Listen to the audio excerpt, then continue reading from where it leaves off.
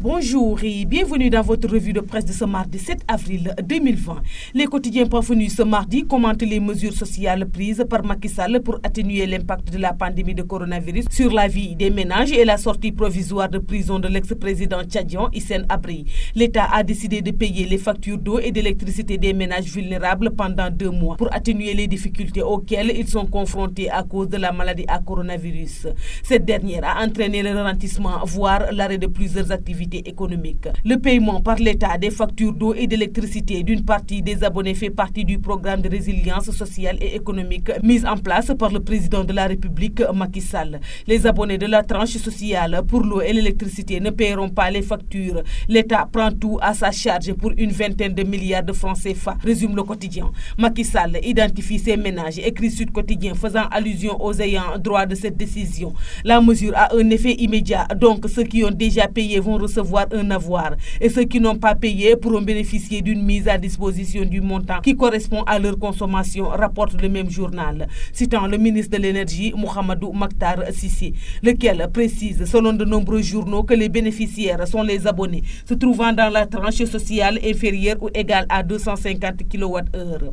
Le programme de résilience sociale et économique tourne à plein régime, écrit l'AS, faisant allusion à l'application avec effet immédiat de la décision présidentielle. Libre pour 60 jours, les quotidiens s'intéressent également à la décision prise par les autorités judiciaires sénégalaises de sortir de prison l'ancien président tchadien Hissène Habré. Il n'est autorisé par le juge d'application des peines à rejoindre son domicile où il sera gardé par des mentons que pendant 60 jours. Mais c'est bon à prendre, commente le Témoin le quotidien. Le président de la République, auquel le journal attribue cette décision, a posé un acte de très haute portée humanitaire en rendant provisoirement le président Habré à sa famille. Le Témoin quotidien souhaite que cette sortie de prison soit définitive car le bénéficiaire qui vit au Sénégal depuis une trentaine d'années s'est battu pour l'avènement d'une Afrique plus digne, plus respectée et plus libre. Selon Sud Quotidien, l'ancien chef d'État doit son élargissement de prison au Haut Commissariat chargé des droits de l'homme aux Nations Unies, lequel a exhorté les gouvernements à réduire le nombre de personnes en détention en cette période de pandémie de coronavirus pour réduire les risques de contagion dans les prisons.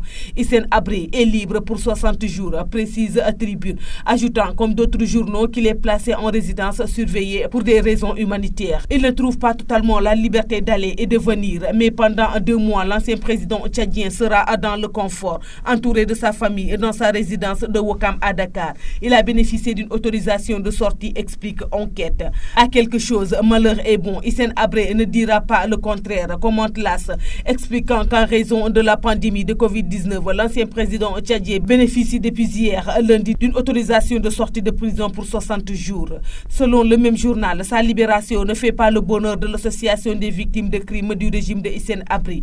Hissène Habré est détenu seul dans une cellule avec de bonnes conditions d'hygiène. Il n'est pas en contact avec d'autres détenus et ne risque donc pas d'être contaminé au coronavirus, soutient Clément Abaïfouta, le président de l'association des victimes de crimes du régime de Hissène Habré. L'ancien chef d'État a été condamné en 2016 aux travaux forcés et perpétuités pour des crimes contre l'humanité commis au Tchad. C'est tout pour votre revue de presse du jour. Merci de nous avoir écoutés. Au revoir.